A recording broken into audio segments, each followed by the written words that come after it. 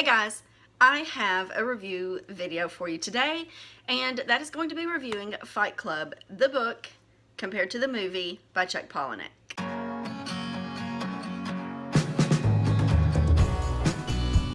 Hey y'all, it's Jen, and welcome back to my channel, Ifers Inklings. Today I have a review for you of the book Fight Club by Chuck Palahniuk. Now this is my first read through of the book. However, I have been a fan of the movie for years, since it first came out. I absolutely love the movie. This is the 10th anniversary Blu-ray edition of it. And for Booktubeathon, one of the prompts was to read a book and then watch its corresponding movie. And so, of course, I picked Fight Club. So let's talk about the book for a minute. So, as I said, this is Fight Club, written by Chuck Palahniuk. This is his debut novel. And if you don't know anything about Chuck Palahniuk, he is considered to be a satire writer.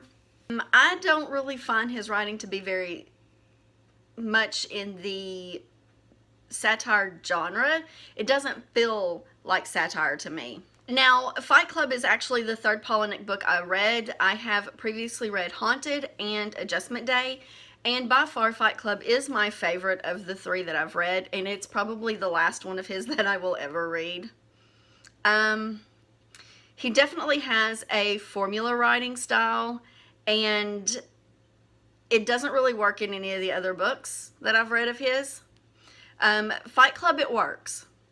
It absolutely works. And I think that the rest of his writing kind of tries to be Fight Club every time. And it just doesn't work for the rest of what he writes. This is definitely adult. It is graphic. It is gory. It is raunchy in places. He has moments where it's like he tries to see how disgusting he can be and how disgusted he can make the scene play out. And there are definitely those moments in this book. It's about 208 pages long. It's a fairly short, quick read. I'm a really slow reader. But I take my time because I also like to annotate. And let me flip through this. See if you can see. I have highlighted and written in several different places all throughout this book, because there are just some things that really speak to you, you know. So a short summary of this book. I don't know how to describe it without giving away the book and the twist at the end. Basically, it is a guide to self-destruction, and Palahniuk himself says it's a love story. I guess it kind of can be a love story. But there's a lot of self-destruction. There's a lot of... I just don't know how to describe this book. It is a book about a guy who has everything,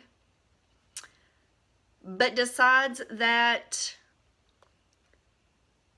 material things aren't what he needs, that he needs to hit rock bottom, and only from rock bottom can he ultimately find who he is.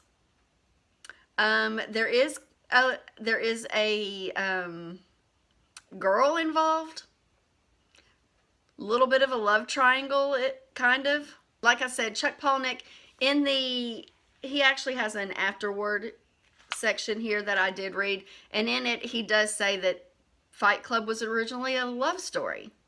Kind of a, what was it, Jane? Oh, an updated version of The Great Gatsby is exactly his words here.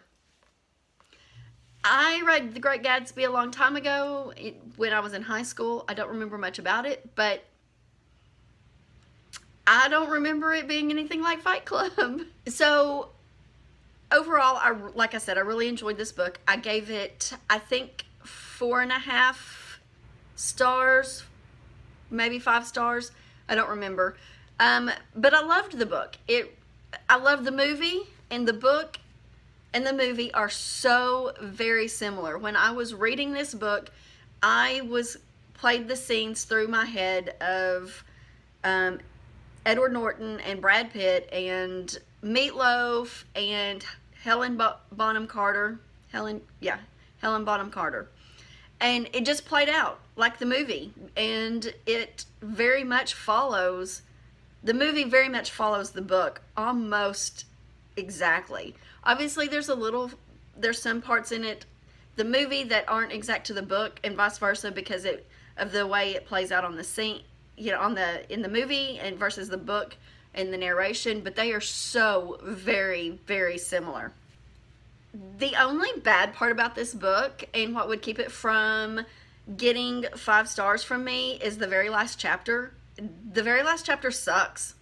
It's stupid, and you just need to rip it out of the book and not read it. End it at chapter 29. Don't read chapter 30, because chapter 29 just ends it fine. That last chapter in this just should not exist at all. Kind of like the ending of the movie, it is very disappointing as well. It's like, what the fuck? Why? Just end it at the gunshot. Potentially offensive content. There's a lot of it in here. If you're easily offended, then you're probably not a Chuck Palahniuk fan anyway. And you probably should just stay away from his books in general. So I really did, like I've said already throughout this, I really did enjoy the book itself. I wish that I had read the book before I read any other Chuck Palahniuk books, and I wish that I had read the book before I watched the movie. I think I would have gotten a little bit more out of the book, because I knew the twist in the book because I'd seen the movie. And I knew what was going to happen, and I knew how things were going to play out. So I think I would have enjoyed the book more had I not known what the twists were. There were several times throughout the book, even as early as the first chapter, where you get some foreshadowing of some sentences. He repeats a couple of sentences throughout the book, and it's foreshadowing what the twist is in the end, and I knew what it was, so I knew what that sentence meant, where I don't think I would have picked up on it really the first time I read it had I not already known about the book. Known about the plot because of the movie. Quotes I particularly enjoyed. There are a ton of them in here, guys. Marla is one of my favorite characters. I wish I could be Marla Singer so bad. I really like her character. On page 61 is this quote from Marla, and Tyler Durden has come to rescue her to save herself from herself. And she says, Marla shouts to the police that the girl who lives in 8G used to be a lovely, charming girl, but this girl is a monstrous bitch monster. The girl is infectious human waste, and she's confused and afraid to commit to the wrong thing, so she won't commit to anything. The girl in 8G has no faith in herself, Marla shouts, and she's worried that as she grows older, she'll have fewer and fewer options. Boy, I really feel you there, Marla. I feel you. One of the lines that particularly cracks me up from this same scene is, so she has overdosed on a bunch of, I think, Xanax, and she tells Tyler Durden he comes to rescue her to save her life, and she tells him this: out on the freeway with all the lights and the other cars, 6 lanes of traffic racing towards the vanishing point, Marla tells Tyler he has to keep her up all night. If Marla ever falls asleep, she'll die. I'm going to have to remember that line, I think. Another quote that I like, and this one's pretty long, it's on page 140 and 141. They're talking about Fight Club, and the first rule of Fight Club is, you don't talk about Fight Club. And the second rule of Fight Club is you don't talk about Fight Club. But then they've moved on to Project Mayhem at this point, and they're talking about the last rule of Project Mayhem is you don't ask questions. Well, in this, the narrator, who is never named at all, is looking for Tyler. And of course, he's asking questions, and he's asking about Project Mayhem. And so this is the quote. So what can he tell me? He says, what you have to understand is your father was your model for God. Behind us, my job and my office are smaller, smaller, smaller gone. I sniff the gasoline on my hands. The mechanic says, if you're male and you're Christian and living in America, your father is your model for God. And if you never knew your father, if your father bails out or dies or is never at home, what do you believe about God? This is all Tyler Durden dogma, scrawled on bits of paper while I was asleep and given to me to type and photocopy at work. I've read it all. Even my boss has probably read it all. What you end up doing, the mechanic says, is you spend your life searching for a father and a God. What you have to consider, he says, is the possibility that God doesn't like you. Could be, God hates us.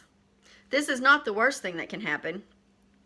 How Tyler saw it was that getting God's attention for being bad was better than getting no attention at all. Maybe because God's hate is better than his indifference. If you could be either God's worst enemy or nothing, which would you choose?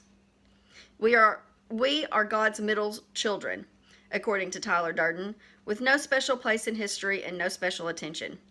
Unless we get God's attention, we have no hope of damnation or redemption. Which is worse, hell or nothing? Only if we are caught and punished can we be saved. Burn the I can't pronounce that. Louvre. The mechanic says, and wipe your ass with the Mona Lisa. This way, at least God would know our names. The lower you fall, the higher you'll fly. The further you run, the more God wants you back. If the prodigal son had never left home, the mechanic says, the fatted calf would still be alive. It's not enough to be numbered with the grains of sand on the beach and the stars in the sky. That is actually a really common theme in most of Chuck Palahniuk's works. The other two books that I've read by him, it's got similar passages, very similar thoughts on God and your father, and where we stand in this world and what we are to God, which is an interesting concept to think about. So yeah, that's my thoughts on Fight Club. Like I said, I really enjoy this book. If you have never read a Chuck Palahniuk book, I do recommend that you pick this one up. It is really good. And then I would follow it up with the movie, because the movie is just as good. And it follows along with the book so well